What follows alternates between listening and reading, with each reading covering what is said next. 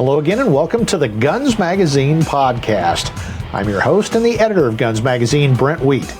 We've got another great episode. Today we're going to talk about revolvers. And I know some younger folks are suddenly rediscovering revolvers, but I'm going to talk to Roy Huntington about, did revolvers ever really go away? Before we do that though, here's a quick word from our great sponsor, 4 Patriots. Prepare for those just-in-case situations with delicious and long-lasting emergency food kits from 4 Patriots. These survival meals will give your family the energy they need to get through any emergency. Their survival food kits are a great combination of taste and shelf life, making them perfect for any situation. And as a special offer to the Guns Magazine podcast audience, if you go to 4patriots.com/gunmag, you'll get weekly special deals and discounts. That's 4patriots.com/gunmag. Well, hello again, Roy. How I find myself here on a semi-regular basis. Well, we actually haven't had you on for a couple weeks, so felt like it was time as we're getting towards Christmas, if that's your chosen holiday.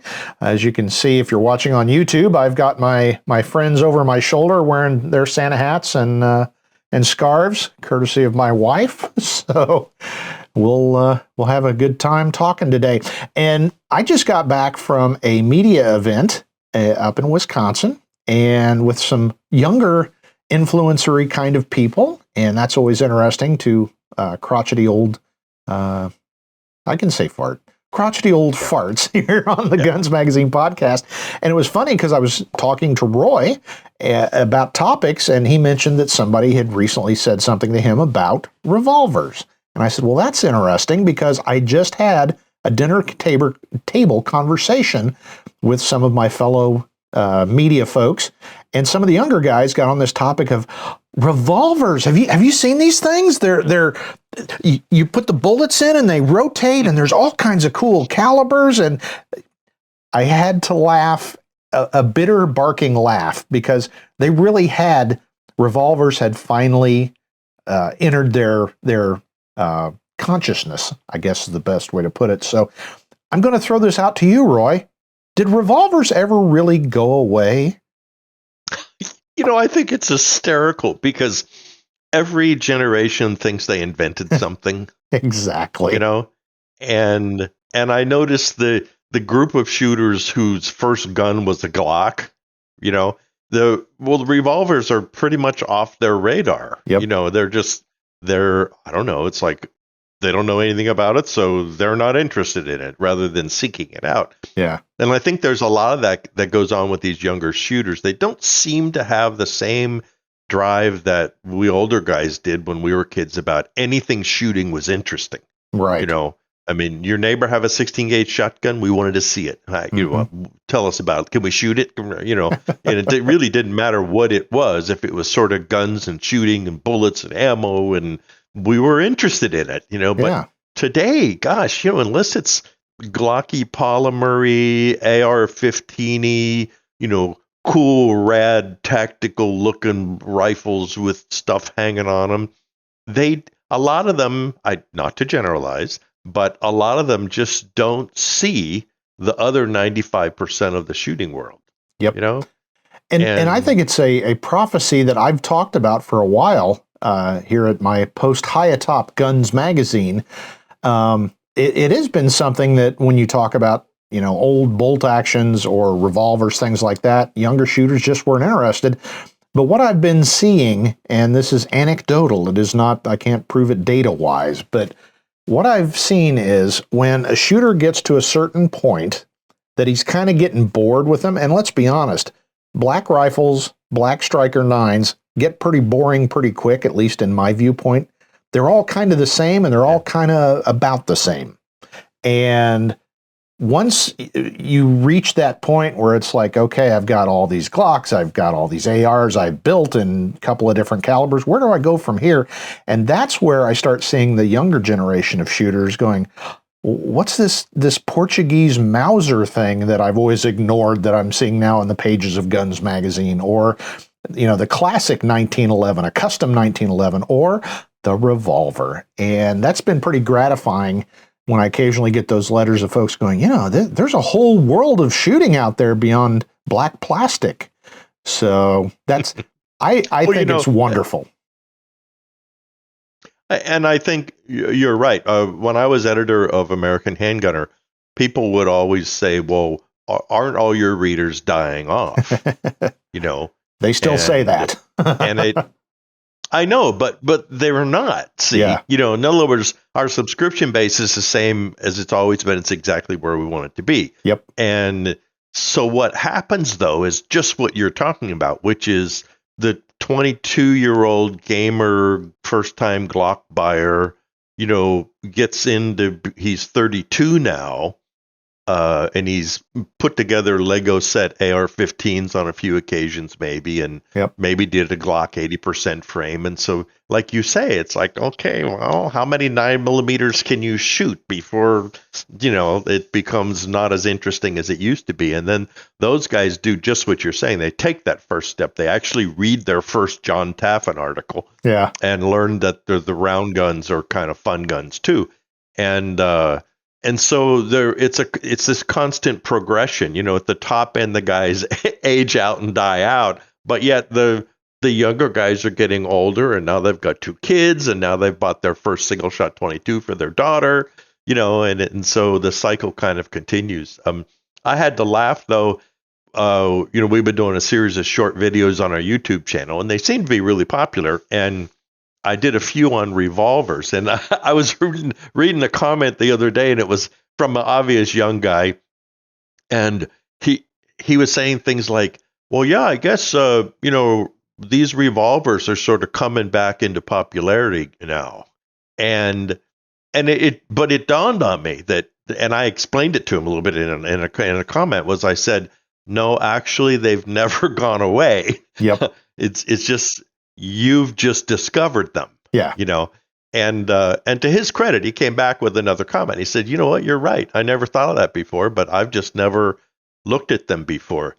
And toward that end, even though let's talk about revolvers because I think it's fun and interesting, but toward that end, I have yet to have a time here where I have had young people over where when I hand them a single shot rifle, a 32-20 or something like that, that's fun to shoot, that they don't have the biggest time they've ever had in their life. You know, I mean, they always grin. You and I have shot some of my single shot rifles off the back patio here, and I'm telling you, it's probably some of the more fun that we've had, back there shooting. Yep. And things slow down, and you talk, and you laugh, and everyone stares at the gong to see if you're going to hit it. And so it's like they're interested. They don't know about it yet. So I think that's something that guys like you and I have to keep doing. Exactly. Well, it's so interesting to see the progression of the shooters. Like you said, when you put a revolver in their hand, I did it with some friends. I've got a Ruger Vaquero that I've talked about before. I had custom made, and it's a cowboy gun, right? And I took some folks out that were, I would call novice shooters. And one of them even kind of said, what are you doing there, Annie Oakley? And I said, try this. And it was, you could almost see the awakening happen, when they get to shoot that. And once you get the camel's nose under the tent, as they used to say, then it's suddenly, well, what's the history of this? Well, what kind of round is it? What other rounds does it shoot? And what, blah, blah, and it leads you down that path. And I think that's really cool. And the analogy I use is kind of like drinking. When you're, say, a young guy, maybe a young gal, whatever alcohol you can get a hold of, that's what you drink. And then as you get a little bit older, you start appreciating wine or bourbon or whatever your chosen drink is. And, you'll still drink the inexpensive stuff, but you also start to appreciate the finer things in life. And I think revolvers kind of fall into that category. Do I carry one as my personal defense weapon? I do not. I'm not against it, but, a subcompact Striker 9, engineered for the job of protecting yourself, it's a pretty good platform. But when it comes to enjoyment and just appreciating the finer parts of shooting, that's when I start dragging out my old rifles and my revolvers. Well, we did a short video on a Freedom Arms Model 97 Oh, 45 that thing revolver. blew up. Well, I mean, it's like almost Not the gun, sorry. 300,000. Yeah, not the gun. Yeah, but it's like almost 300,000 Is it views really? now. Wow. And what's interesting though is the overwhelming majority of them are from people who say things like, "Oh gosh, what a pretty gun." Yeah. Someday I'd love to have one, or "Hey, I have some, and they're just as good as he says they are." That kind of stuff. Yep. And then, but every once in a while, you get a comment that someone says, "Well, I can go buy a Ruger, for $800. Yes, So you why would I can. need to do that?" and I tried to explain it a little bit, and finally, I just go, "Yes, you can, and you should go. You should go do that." Yeah. That's the same guy that says, "Well, I can buy a picture of dogs playing poker to hang on the wall for $10. Yes, you can. Or you can go buy a Rembrandt. Yeah, it's technically art, so that's the case. Well, Wow. I think, the whole revolver thing, I don't, just as you, I would not feel unarmed if all I owned was one revolver, and by some quirk of law, fate, or something.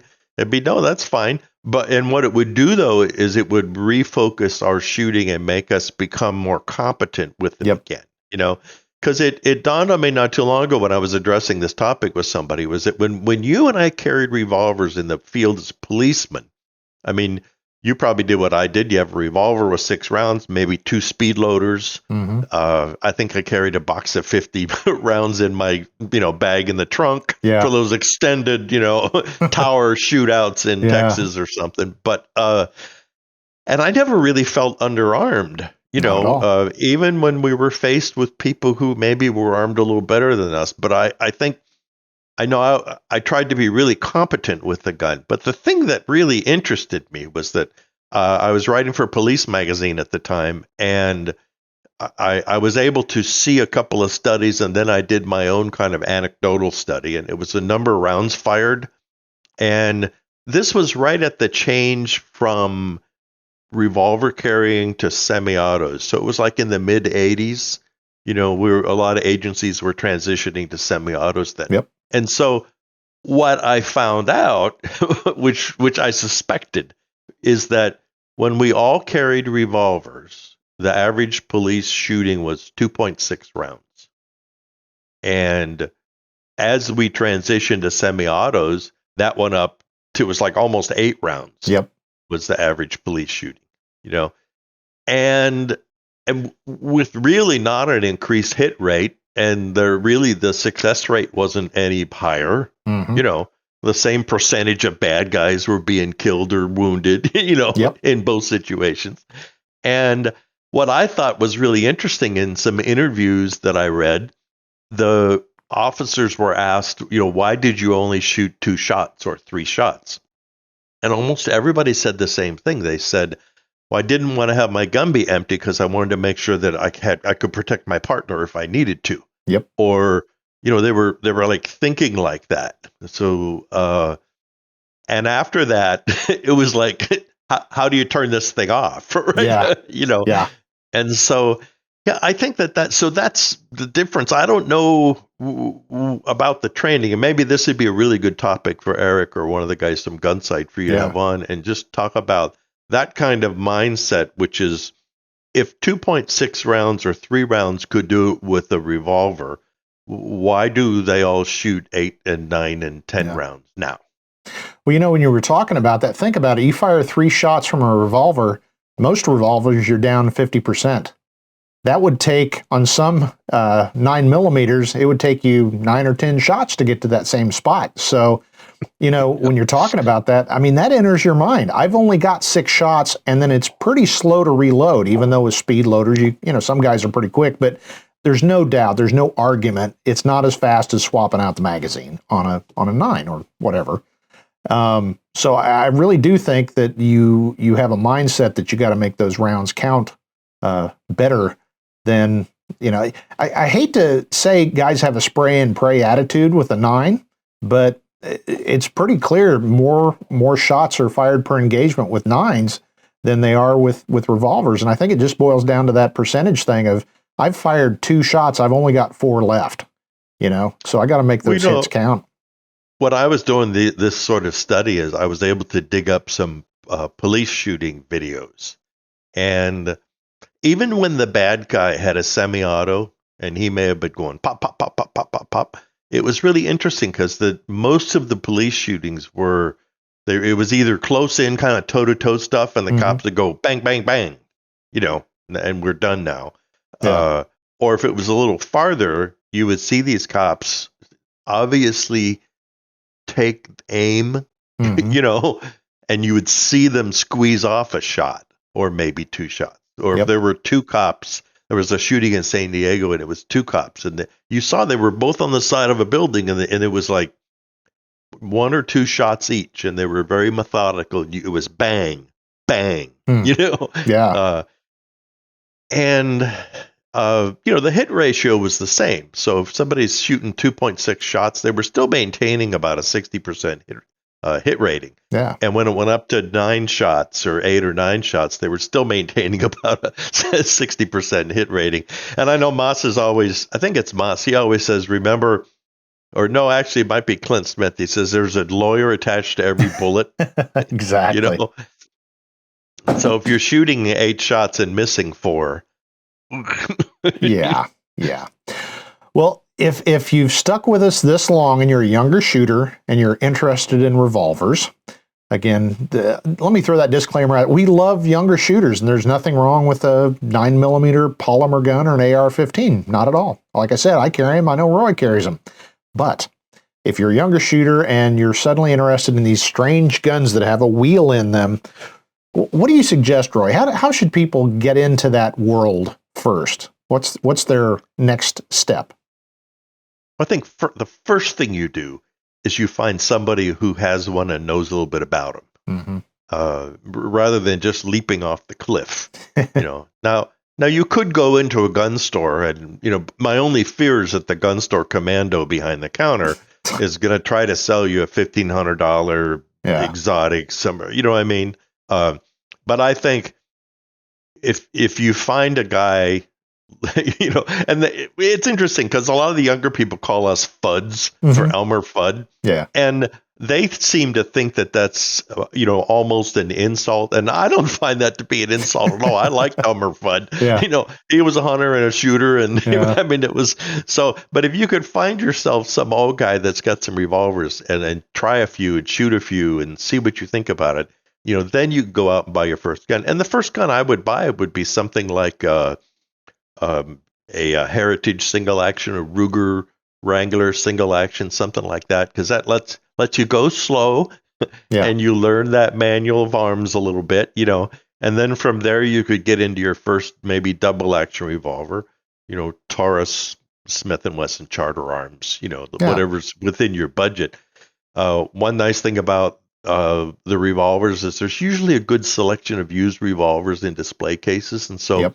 Find yourself some 4-inch barrel adjustable sight 38 special and just ease into it like that, because those are probably guns that you will sell or give away eventually as Brent says, as your level of sophistication gets higher, then you will look for more refined revolvers. Hence the $3,000 Freedom Arms single action.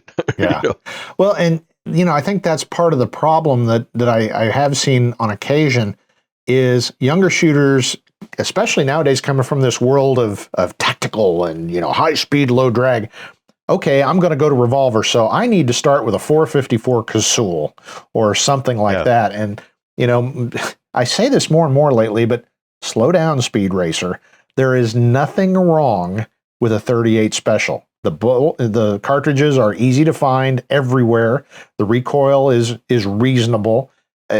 There's just nothing wrong with the 38. Yeah, there's more energetic cartridges out there, and if you're going to be carrying it and you want self-defense rounds, I get that there are better ways to do it. But if you're just getting into the world of centerfire revolvers, look at a 38 or something like that. There's not a thing wrong with it. And then again, as your skill set increases and you decide, I'm going to carry a 44 special, good on you. But you've kind of eased into it rather than bought that 454 2-inch that you've decided that hurts. It's going to stay in my gun safe.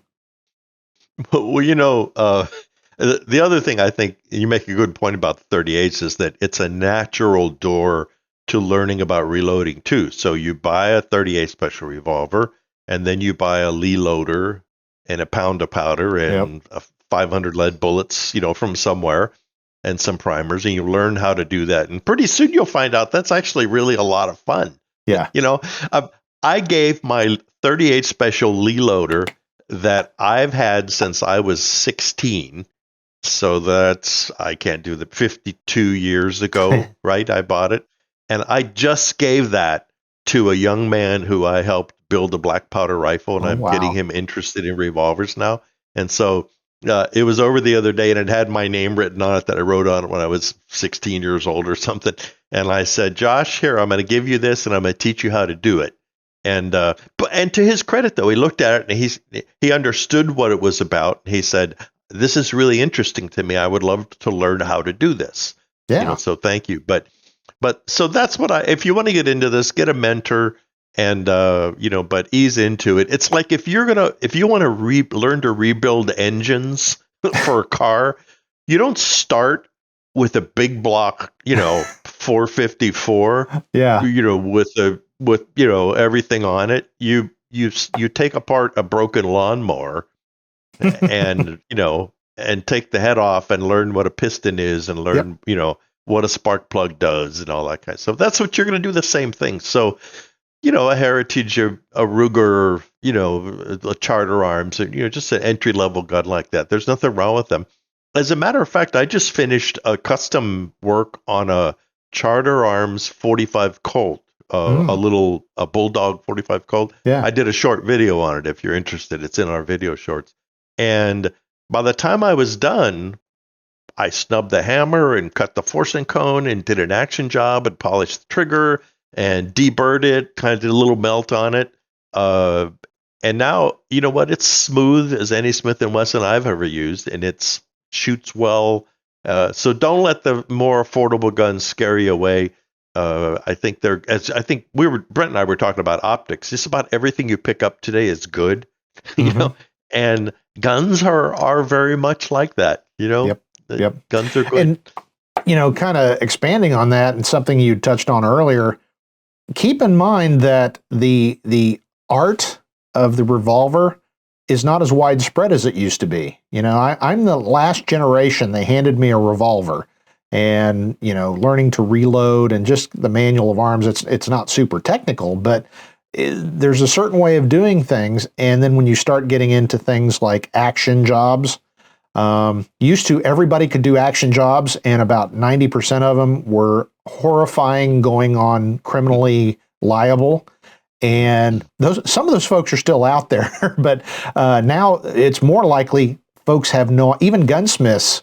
A new gunsmith probably did his revolver work in school, but he's not working on them every day. So be a little bit discerning in who teaches you what goes on with a revolver, because there's a lot of stuff. There is a lot of stuff on YouTube, and some of them I'm a little questioning on if they really learned that from a reputable source. So just to emphasize what Roy said.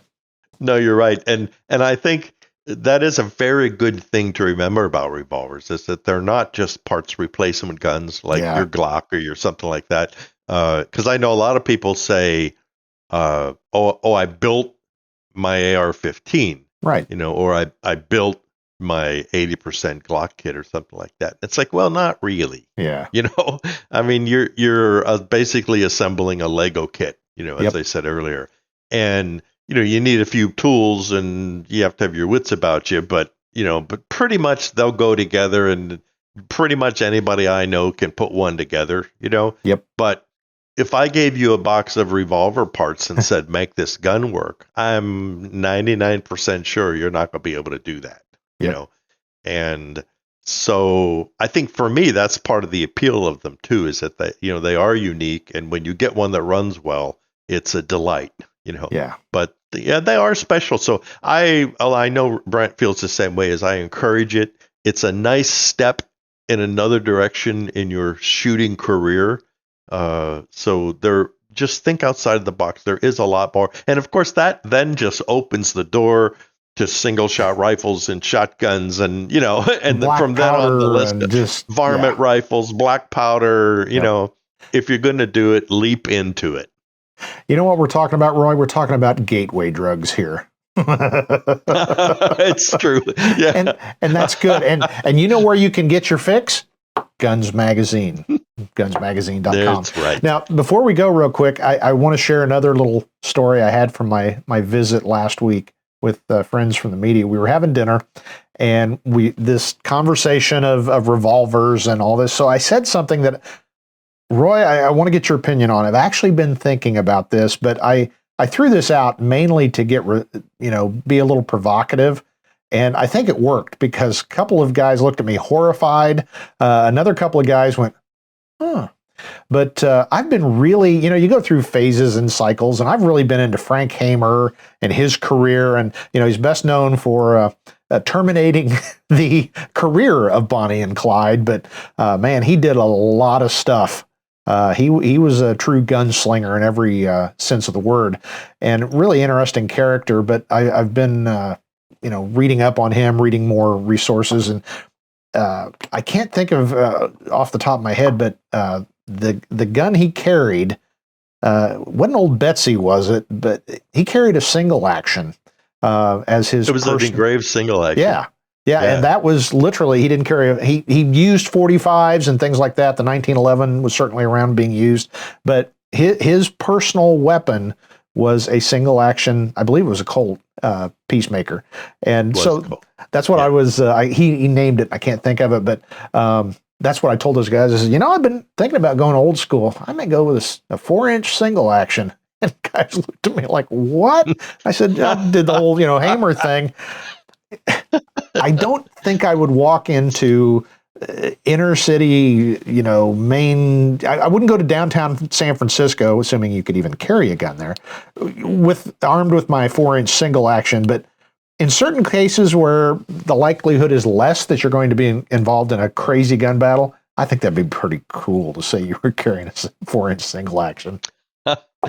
Well, in the early days of Thunder Ranch, Clint did a few classes called pre-1900 classes. Yeah. And so we showed up with single actions and lever guns and shotguns and single shot rifles. And it wasn't cowboy action shooting. What we did was we actually learned how to fight with the guns. And so we redid shootouts that really occurred in the Old West. And we pushed the envelope on how do you load these faster? How do you manipulate a lever action gun and reload it tactically and stuff like that? And I'll tell you, after the first week-long class, we all came away realizing that there's really nothing wrong with that. And I know a lot of us actually were carrying single actions as our personal carry guns for quite a while after that. I still do every once in a while. Do you really? So cool. I still do. Well, because it's really interesting. First of all, you can learn to shoot them effectively. Yeah. I mean, if there's a 100-yard torso gong out here, I promise you I'm going to hit it. And so the guns can do it. The guns can perform. But I think something more important, and we learn this in these classes, is that it teaches you to be tactical. Mm-hmm. In other words, I have maybe 5 shots in my 6-shot gun because you carry it with an empty chamber. Right. And so am I actually going to take on this group of bank robbers who are armed with full auto, AKs? Yeah. No, I'm not. Maybe if I had a 20-round Glock, I might fool myself into thinking I can take them on. Yep. Do you see what I mean? I mean, I think it really helps to remind us of our mortality before we leap off that cliff and get involved in something. And so I think if you're protecting your family, 2 or 3 or 4 shots from a single action army would absolutely get somebody's attention, and chances are good if you've been trained with it, you're applying yourself, you're going to hit the target. It's going to be an effective caliber, you'll be able to retreat. And that's really what we should be doing. I mean, I've long ago decided that if I was witnessing a bank robbery, I was going to be the best witness that the cops ever had. Exactly. I'd be writing everything down, taking pictures with my phone and everything. And Not going to be a hero. There you go. Well, I like your idea, though. No, I like your idea about a single action. I just got a gun from Taylor's and Company, which is perfect for this. It's a 7/8 size single action. Yeah, you showed me a picture. It's cool. And the barrel is cut off right at the end of the ejector rod, which is my favorite barrel length. Yeah. And so it's 7/8 size. It's 38 special. So, okay, I'm going to load it with hard cast buffalo bore, 150 grain wad cutters, at 900 feet per second. And so that's got me thinking now. I have to find a holster for it. So. Well, it's funny, and it's perfect. We're coming full circle back to how we started this. And it's funny, I feel a podcast episode coming on. I did a similar class out at Gunsight. It was a group of guys put together by old, I hope he doesn't take offense at that, old-time gun writer, Dick Williams. And he does that a couple times a year, invite-only media folks. But we did one a couple of years ago that it was revolvers and shotguns and rifles and nothing before, I think, 1940. And again, I'm moderately competent, but seeing guys that are really good, we didn't invent tactics. We didn't invent shooting. I mean, they were doing good work back then. So the technology's changed. Yeah, if I'm going to take on the tangos and a group of, whatever, yeah, I'd probably think of some kind of 945 semi-auto, blah, blah, blah. But don't automatically discount that everything that happened back then was old school and didn't get the job done, because there's a lot of graves out there that have been filled by inferior technology. So hopefully revolvers, you don't consider revolvers as inferior technology. No, when I remember I shot with Thad Ribka and Eddie Janis, who was probably the best single action gunsmith that whoever lived, Yeah. and 2 or 3 other people like that. And when they would shoot 5 shots, and then all you would hear would be this click whir, click whir, click whir, click whir. And about 8 seconds later, they were shooting 5 shots again. Yeah. Yeah. And one of these guys, he could empty his single action revolver with just his left hand. He would open the loading gate, and then he would manipulate the cylinder and run the ejector rod with one hand. Wow. While he was going and it was unbelievable. Yep. And so yeah, I'm glad you brought that up, because it does make things interesting. And I'm sure all these tactards are looking at us and they're going, "Well, you're stupid. You're a stupid idiot." We are. We're stupid. Like, yeah, we are. Have a nice time. Yeah. Okay. And I'm good with that. And if you have not come around and at least got a little curiosity about revolvers or something else, maybe one day you will. And if you do have an interest and you haven't dove into that world, please do. And you can drop Roy or I a question, or you can leave a comment on YouTube, or hit us at editor@gunsmagazine.com, and we'll endeavor to answer your questions. So revolvers, Roy, they're still a thing. So, well, thank you for joining us. And I've got a few more topics in mind now after this discussion, because revolvers never did go away. That's right.